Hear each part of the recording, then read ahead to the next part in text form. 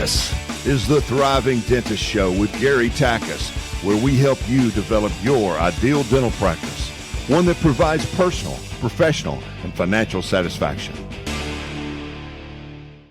Welcome to another episode of the Thriving Dentist Show. I'm Gary Takis, your podcast co-host. We have a really fun episode for you today. The title of this episode is How to Use Robert Cialdini's 6 Fundamental Principles of Influence to Help New Patients Choose Your Office. Any of you that know me know that I am a huge fan of the work of Dr. Robert Cialdini. Now, he is a PhD doctor, not a MD or DDS or MD doctor, but he's a PhD doctor. And his work is very important to the dental profession and very applicable to the dental profession. I'm looking forward to sharing this information with you today. Hey, before I do that, though, 2 quick announcements to make. Coming up a little bit later this summer is our next Thriving Dentist Masterclass. This is coming up on Thursday evening, July 27th, and it's titled 6 Steps to Successfully Resign from PPO Plans. It's a 3-hour course. Masterclasses in our format are 3 hours, done over one evening.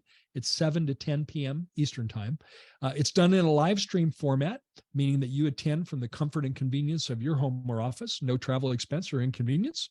However, it's done live, so you can engage and ask questions as we go. This has turned out to be our signature masterclass. I think all the masterclasses we do have a lot of value and usefulness, but this one's become our signature one because of so many dentists just realizing that the model of being a PPO provider just doesn't work anymore.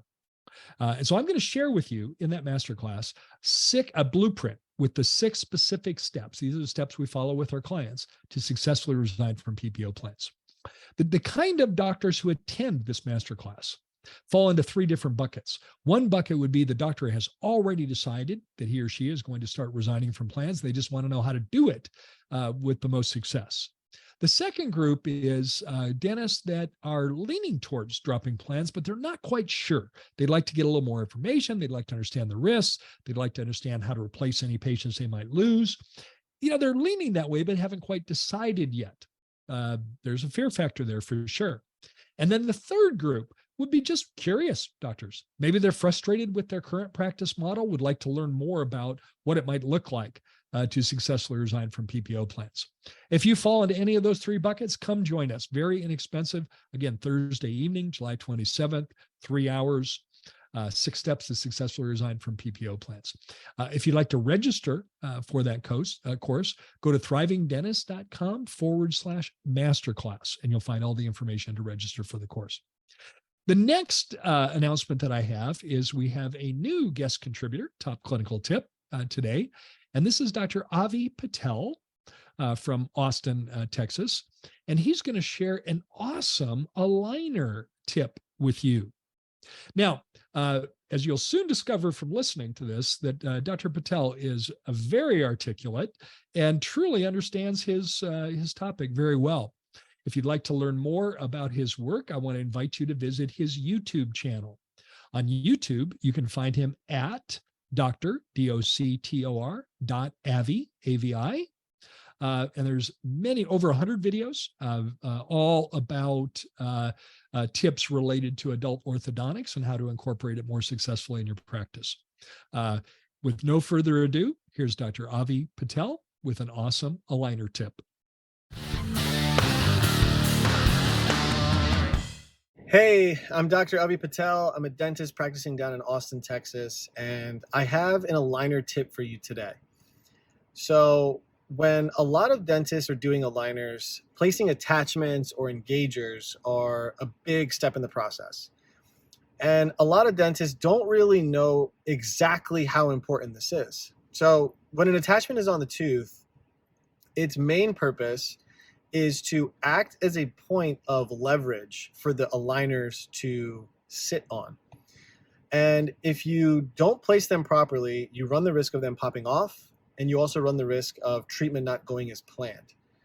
So the protocol to placing attachments is one of the most important things that you do when you're doing aligners. And This protocol is going to help you have attachments that stay on and that work effectively. So first, what you want to make sure is you have good isolation.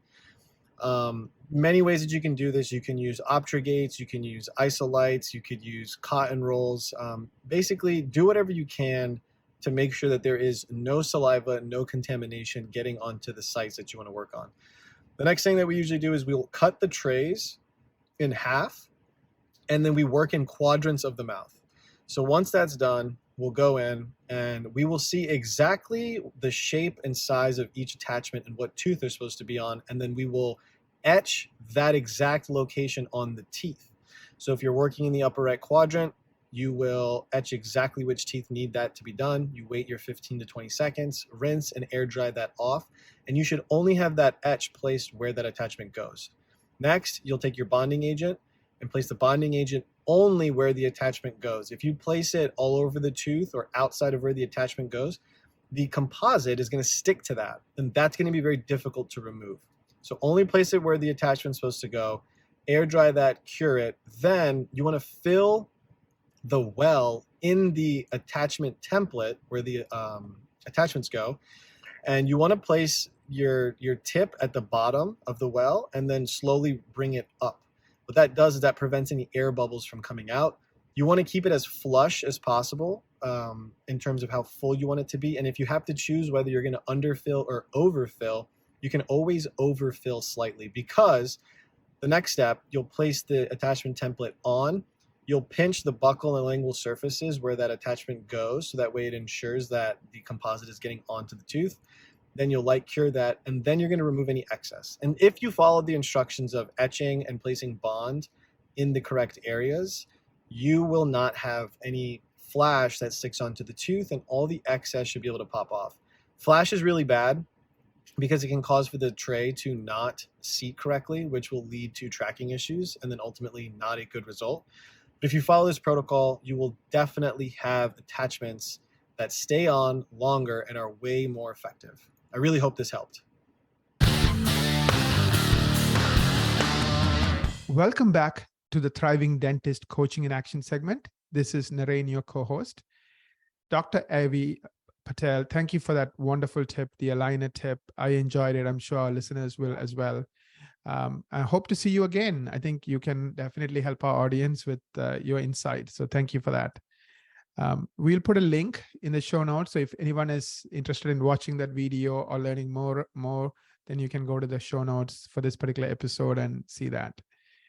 Today's topic is how to use Robert Cialdini's 6 fundamental influence principles to help new patients choose your office. How to use Robert Cialdini's 6 fundamental influence principles to help new patients choose your office.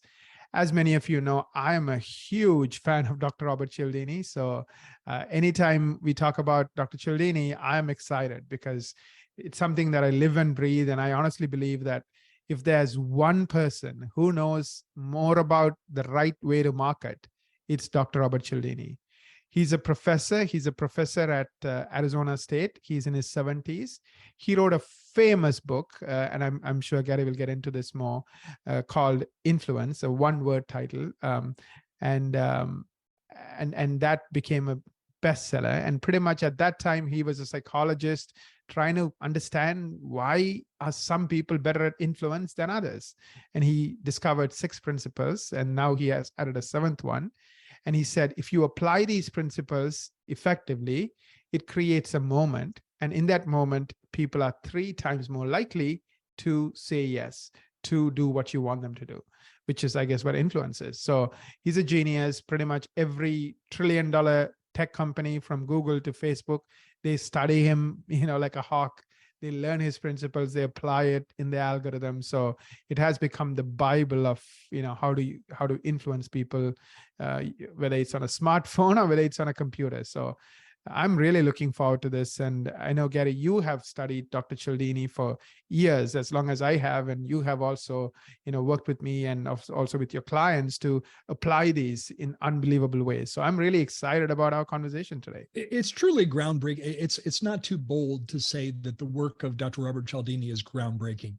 As you mentioned, Aaron, he's an author. He's written 2 New York Times best-selling books. He's an author that chooses a single word title. The first book was titled Influence, and it's subtitled The Psychology of Persuasion. The second book is called Pre-Suasion. Pre-Suasion. Now, if you're listening, you might think, well, Gary, didn't you just mispronounce this? Isn't the actual word persuasion? No, it's a word that Dr. Cialdini fabricated, persuasion.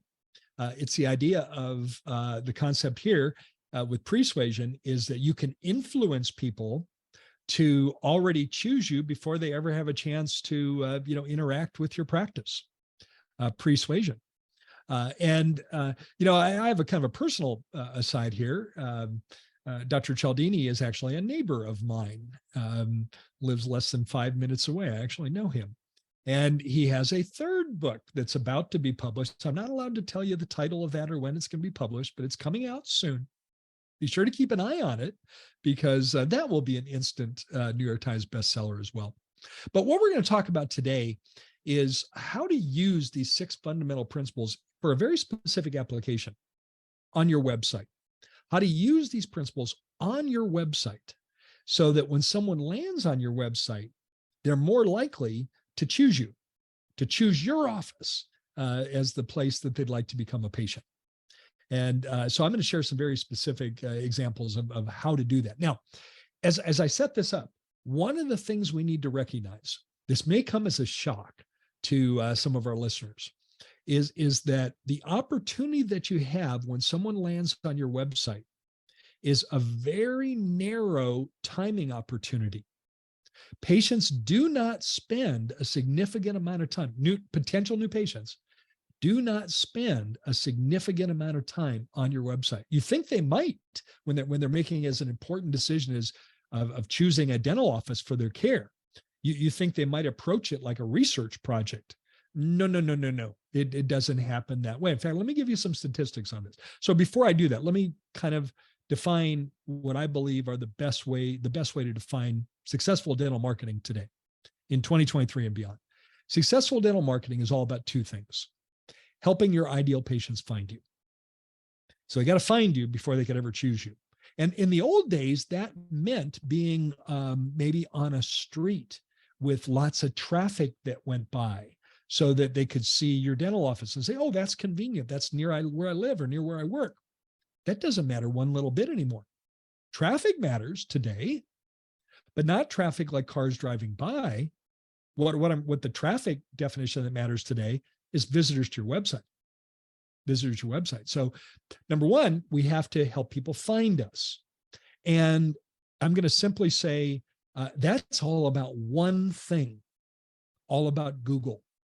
And it's all about being listed on page 1 when a potential patient in your community is looking for a dentist, getting on page 1. And really, that's all about organic search engine optimization. I'm throwing around terms that some of you will be familiar with, organic search engine optimization. So now once they find you, we've got to have a second accomplishment. And the second accomplishment is we have to give them reasons to choose you. And that's where the groundbreaking work of Dr. Robert Cialdini comes in. Now, here's the statistics I wanted to share with you that may be a bit sobering for you. Let's say you're using Google paid ads, pay-per-click ads. The hard data on this is not my data. This is data that comes from Google. A patient that finds you via a paid ad will spend 15 seconds on your website. That's it. That's it. Now, if a patient finds you organically via organic search, meaning you're not paying for an ad, you're in the listings below the Google Maps. It's called organic. Organic simply means that you're not paying Google. You've earned the ranking through your performance of your website. You've earned it to be on page 1. Very difficult. There's typically, I have to add another dimension here. We need to master it, search if someone's searching from a desktop or a laptop, but perhaps even more importantly, We have to master search if it comes from a mobile device, and a mobile device is defined as a smartphone or a tablet. Over 70% of all searches for a dentist originate from a mobile device. And the reason I'm bringing that to your attention is that a mobile device will typically only show 10 organic listings. 10. If you're on a desktop or a laptop, it'll be more like 15. Naren, do I have that data correct? Absolutely, Gary. You have it right on. So if someone is searching from their smartphone or from a tablet, there's only 10 organic listings on page one because the screen size is smaller. It's that dimension. The screen size is smaller. So you've got to be in the top 10 in not only your community, but your drawing area. And, Life Smiles is in Phoenix, the fifth largest city in the country. People don't think of Phoenix that way, but it's the fifth largest city in the country. And there are over 2,000 dentists with a Phoenix address. Now, assuming all those dentists have a website, Naren, then we've got to be in the top 10 of those 2,000. Right. And now if they find us organically, we get 90 seconds of time on the website. Still not very much time. It's still not a research project, is it, Naren? It's not. But can we agree that 90 seconds is a whole lot better than 15 seconds? Oh, absolutely. It's 6 times more than 15 seconds. Yeah. That's why I'm such a fan of organic search engine optimization, because you get that extra time. And the basic reason, the way to explain that is when someone sees sponsored ad, paid ad, there's a built-in suspicion, of course, they're going to say they're the best because it's their company, of course. But if they find you organically, there's less of that doubt or less of that suspicion. And they feel like they found a resource, and they'll spend 90 seconds on your website. So now let's go to those. So now what we want to do is we want to take these 6 fundamental principles and quite literally weave them like a tapestry throughout every page of your website. Have these 6, have evidence of these 6 fundamental principles, woven strategically, seamlessly, organically into the content of your website. Well, I'm going to number these 6 principles. They're not numbered in order, Naren, but they're numbered so I can remember to cover all 6. Here are the 6 fundamental principles of influence as defined by Dr. Robert Cialdini. Number 1, reciprocation. And what that simply means is we like to do things for others when they have done something for us. We like to return the favor, reciprocation. Number 2, liking. Liking is very simple. We tend to like people who are like us. Liking is very important. Number 3, social proof. We lean on social proof to help us take the risk out of making decisions. If 1,056 people have written a 5-star Google review about your dental practice, what does that tell mom when she's looking for a dentist? They must be okay. He's good. He's really, really good. I mean, Life Smiles has 1,056 reviews the last time I checked. Social proof. Yes. Very, very, very important. Number 4, authority. We tend to trust or value opinions from people in authority. A good example of that is that if Oprah Winfrey recommends a book for her book club, that book will instantly become a New York Times bestseller. It could be a first-time author. It could be the first book they've ever written. They maybe haven't received any critical acclaim, but Oprah liked the book and she recommended it to the book club. It will instantly become a New York Times bestseller because Oprah recommended it. So authority is something that we can use strategically to help people choose you as well. Number 5, commitment and consistency. Naren, you've done a lot of research in this. Talk about what commitment and consistency means, maybe in the context of a dental office. Absolutely. The theory is that we all believe certain things, let's say mindset. So let's say if you come from a family that's about, being married, then you are going to more likely to be married because that's what you believe. You believe that's the right thing to do.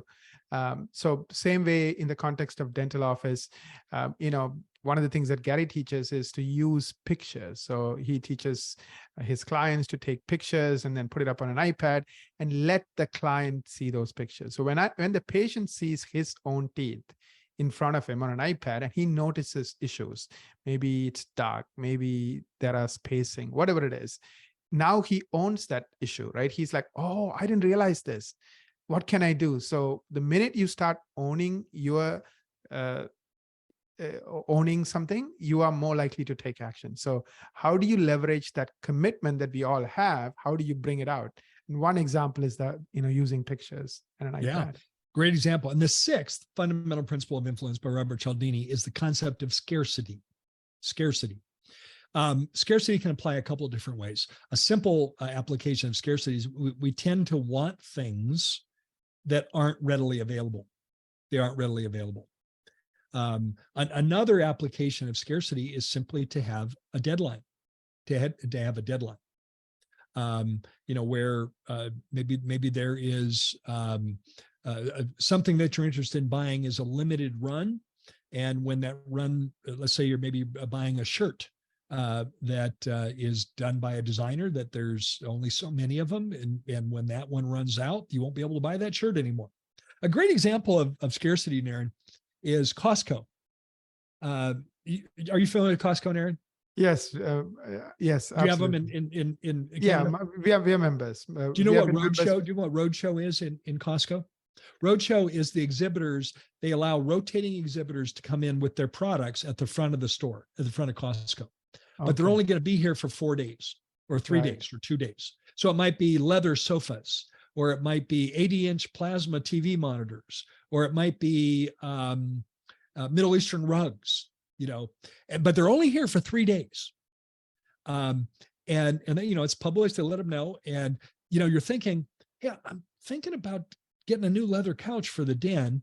And then you think, well, I better think about it. But then you're thinking, by the time I think about it, the roadshow is going to be gone. I'm just going to buy the couch now. It's scarcity. Now, what I want to do in this remaining coaching and action segment, now that we have those 6 fundamental principles of influence outlined, and again, they are reciprocation, number 1, number 2, liking, number 3, social proof, number 4, authority, number 5, commitment and consistency, and number 6, scarcity. I'm going to pick 3 of them and talk about how you might use those in your website. And let me start with the concept of liking. A really cool thing to do, a fact that every one of our listeners needs to know. In fact, if I was writing a quiz for our listeners, this would be a question on the quiz. Well, don't worry, doctors, I'm not actually going to quiz you. And here's the fact that I want to share with you. 82% of all visitors to your website will be female. And she has a title in her family, and her title is mom. Yes. Mom's looking for a dentist for herself, for her spouse, for her family, for her mother, for her sister, for her coworker. Now, the second most visited page on your website, first most visited page is typically your homepage, but the second most visited page is about the doctor. And I'm going to encourage you, doctor, to take a look at your About the Doctor page and really make sure it represents you as well as it can. Make sure you have a professional photo on there. And by the way, if your photo looks like your driver's license photo mugshot, get rid of that photo because that isn't a very attractive photo. So here's a simple tip that you can use. Doctor, if you're married and have a family, include a current family photo. Have a nice professional bio photo, of you, and then next to it, put a picture of the family. You and your spouse and your kids. Put a picture of your family. Now, how does that work in terms of liking, Naren, with mom? Remember Gary mentioned at the beginning that we like people who are similar to us.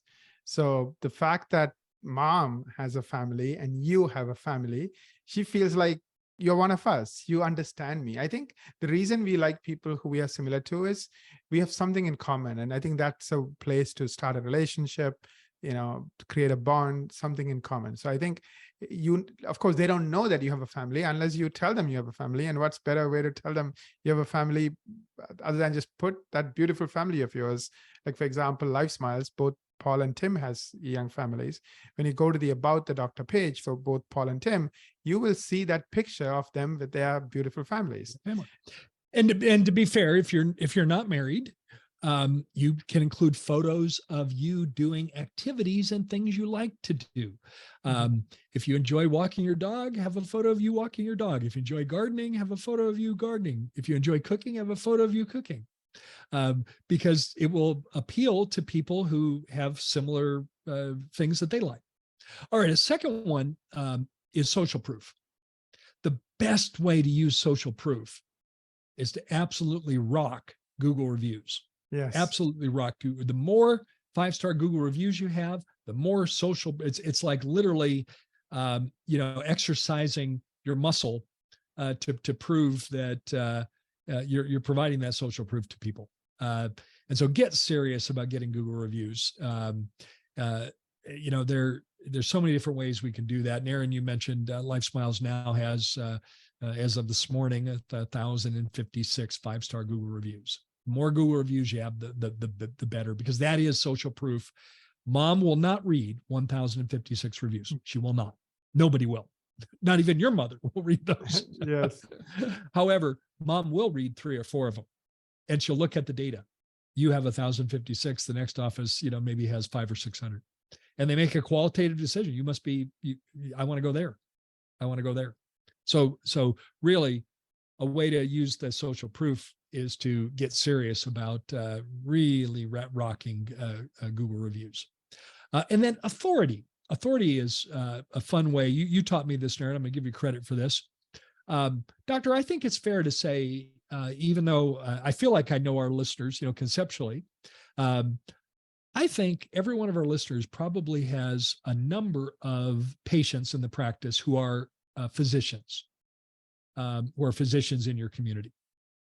Now, if you have that in your case, go to those physicians. They tend to be the good patients because they're in the healthcare profession. They understand you, you understand them. And ask if they'd be willing to write a testimonial that you could put up on your website, and start collecting those testimonials. And then what you could do is put them in a banner that scrolls across the top of certain pages on your website, maybe the most visited pages. And imagine, that scroll, Naren, where a testimonial scrolls and then stops in the middle of the top of the page, maybe stays there for how long, Naren? How long would that stay there? Maybe 15 seconds, 18 seconds? Yes. Something like that. Pretty quick. Exactly. Yes. And then imagine that it scrolls to the next one. And then imagine, because we've got 90 seconds if they found you organically. So how many scrolls are they going to see? Well, if it was 15 seconds long, they're going to see 6. Right. And imagine if 2 of those 6 were physicians. You're not going to make every one a physician, but assume that 2 of those 6 testimonials were a physician. Mom's going to look at that. Now, she may know the physician, but it doesn't even matter because she's going to see the MD after their name, and she's going to make a connection in her mind. She's going to say, wow, physicians probably know what's going on when it comes to dental care. And if physicians go to that office, that's a good office for me. Can you see how this is influencing people? Yes. And this makes such a powerful difference. Remember, you don't have much time, so we've got to do it pretty quickly. But the more you learn about these 6 fundamental principles of influence, the more you'll be able to apply that to your website.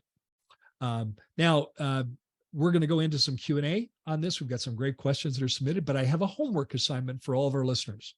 My homework assignment is that you either read or listen to the book Influence by Dr. Robert Cialdini. It's the next book in our client book club. It's coming up in June. I can't wait to share that book with all of our clients, to share our insights on that.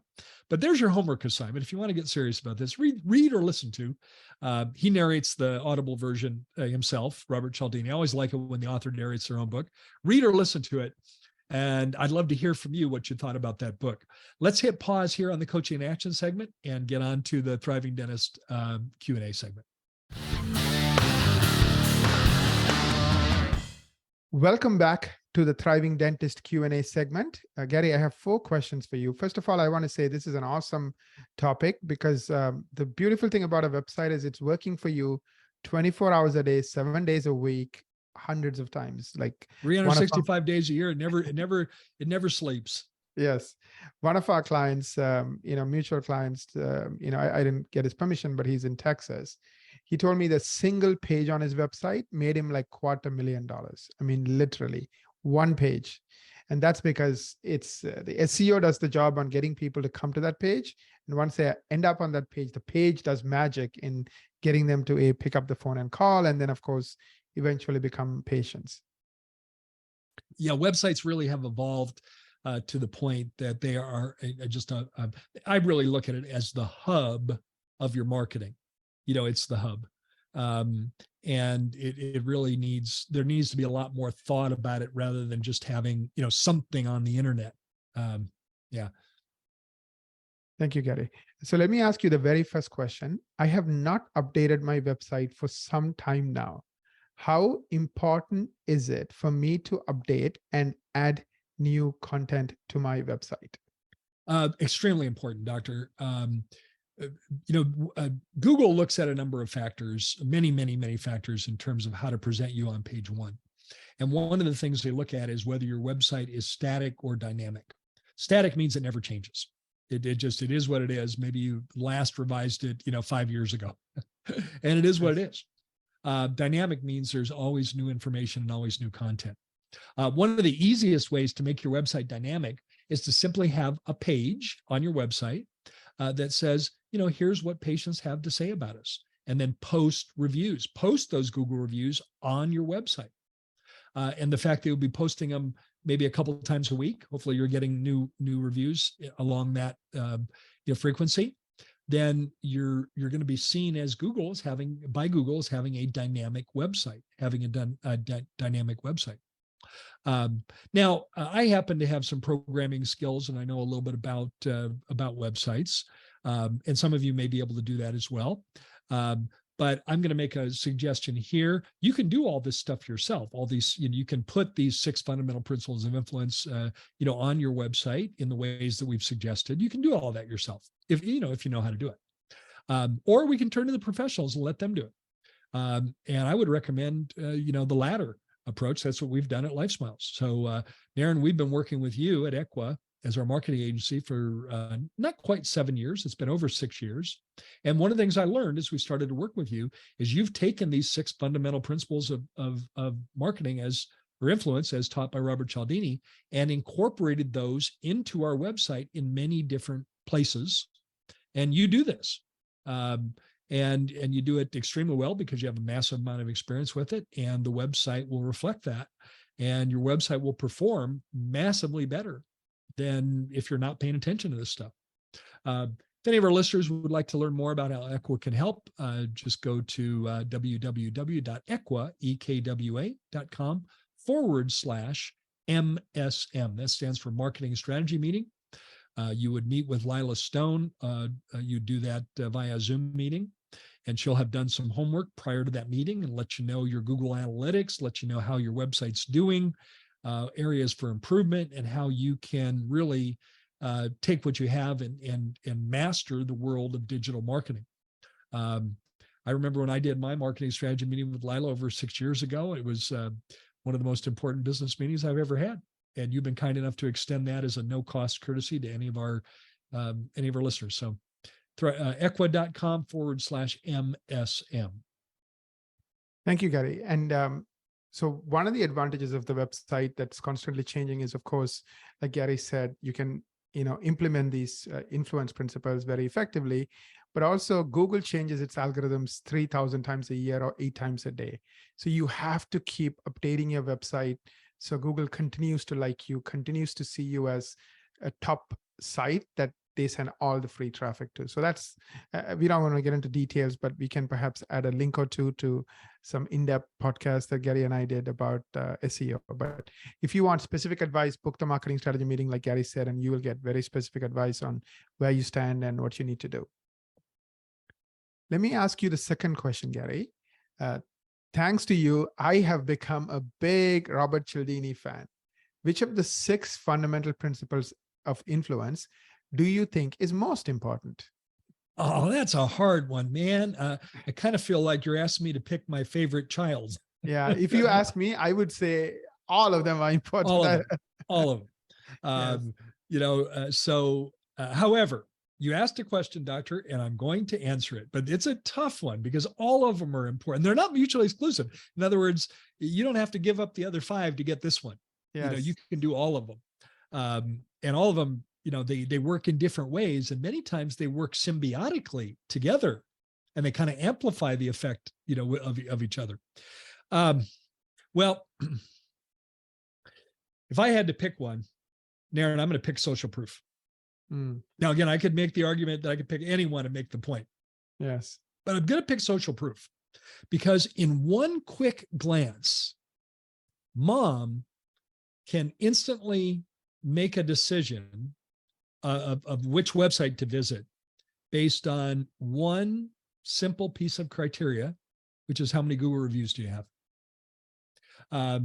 And it's kind of interesting because if we really step back and look at this, you have no idea who wrote the review, right, Naren? Like, this is kind of a little personal aside. Today, as we're recording this, is my wife's birthday. And I wanted to find a new restaurant to take her. And so where did I go, Naren? Where did I go to find a new restaurant? We happen to enjoy, we enjoy supporting, local restaurants. And the first place that I went was Google. And I'm looking at Google reviews to choose the restaurant that, will enjoy her birthday dinner tonight. So I'm going to pick social proof as the most important because I think that is going to be a very quick way for someone to validate you and then in turn click and go to your website. So I'm going to pick, so I could have picked any of those 6, but I'm going to pick social proof is what I think is the most important. And the best way to leverage that is by really getting serious about doing Google reviews and getting Google reviews. I'll take just 2 minutes here and explain how we got 1,056 5-star Google reviews. Okay. We have a system for that. And here is that system in a nutshell. Number 1, have one of your team members show up to your morning huddle with the email addresses of every patient on your schedule today with their email addresses. As she does that, have her highlight the email addresses that are Gmail addresses because the patient has to have a Gmail address in order to write a Google review. So now what we have is a list of patients that have a Gmail address. Step 3 is look at the names of everyone that has a Gmail address that's on your schedule today and identify the patients that you flat out know would write a 5-star review. Flat out know. You should know your patients well enough to know that. Maybe there's 5 that have a Gmail address and 4 of them you say, of course, Linda would give us a 5-star review. So then identify those people. Step 4, make a decision about who's going to talk to each one of those patients and make a request for a review. Decide. And it could be organic. It could be their hygienist because they have a close connection to the patient, or the assistant. It could be the doctor. It could be an admin team member that has a connection with the patient. And step 5, print out an instruction sheet on how to write a Google review. Print that out and have that available in different places in your office. And when we make the request, Naren, if I was your hygienist, I might say to you, Naren, I sure appreciate seeing you on my schedule. And I really appreciate your commitment to staying faithful with your 6-month appointment schedule. You're right on time. Naren, we also love seeing new patients as well. Would you be kind enough to write a Google review about our practice when you get a chance? I went ahead and printed a little cheat sheet for you with instructions. Hey, thanks in advance. We sure appreciate you. And that's how we got 1,056 reviews. There you go. There's the system. Thank you, Gary. That's awesome. Let me ask you question number 3. I have a large practice and we are struggling with calls going to voicemail during business hours.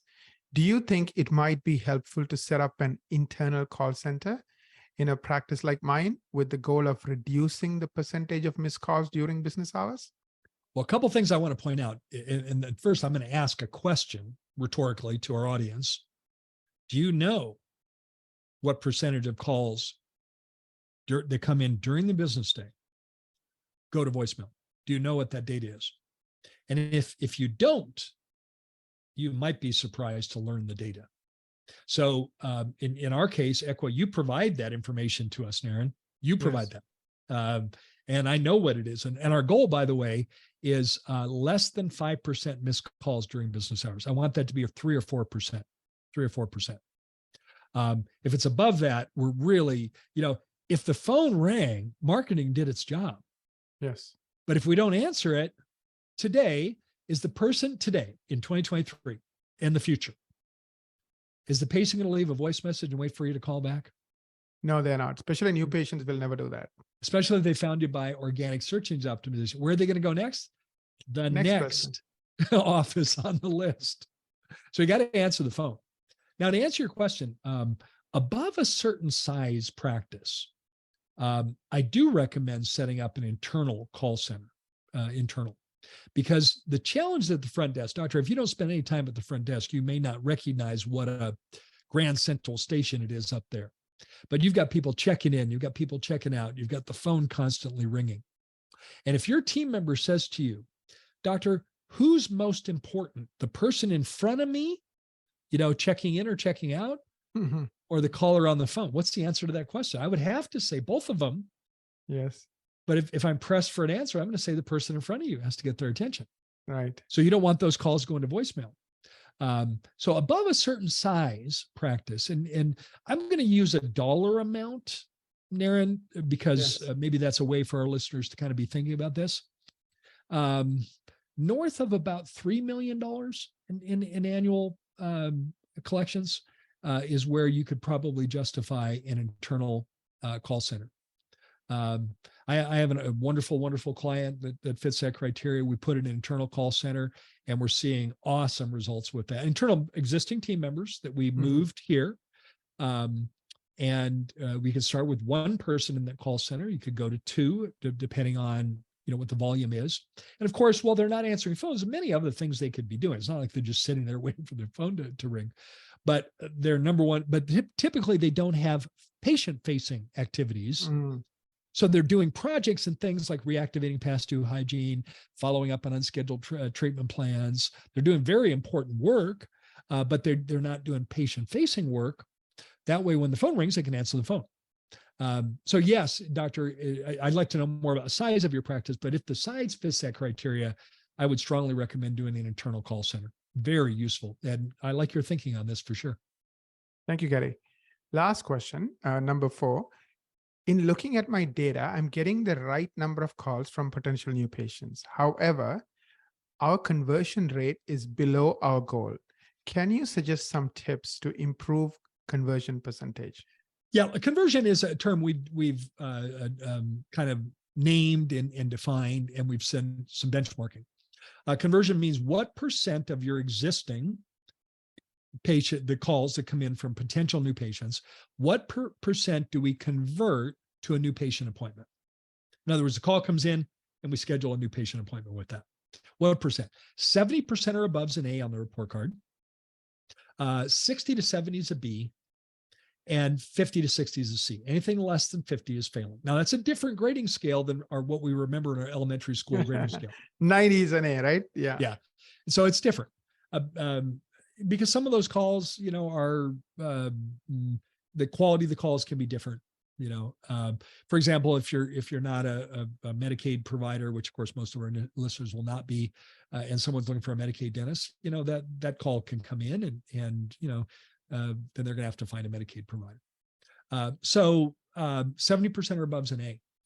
The first thing that I would do to help improve that, doctor, is to do some call training with your team members. Do some call training. The way I do call training, with my clients, and we've done at LifeSmiles for many years, is I'll pick 6 calls to review with my team that's on the phone. I'll pick 4 good ones where I can compliment them on things they're doing well. And then I'll pick 2 that need work.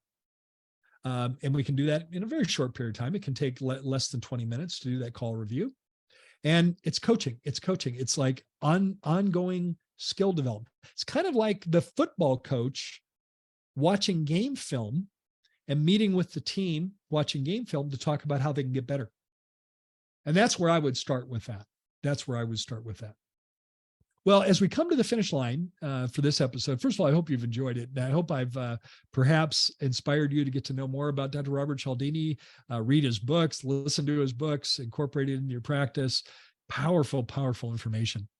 Well, Naren, I want to say thanks to you. Thank you for co-hosting this. You are an authority on Robert Cialdini. If you want to get an expert in terms of website design, incorporating all this information, you can't find a better resource than Equa to do that.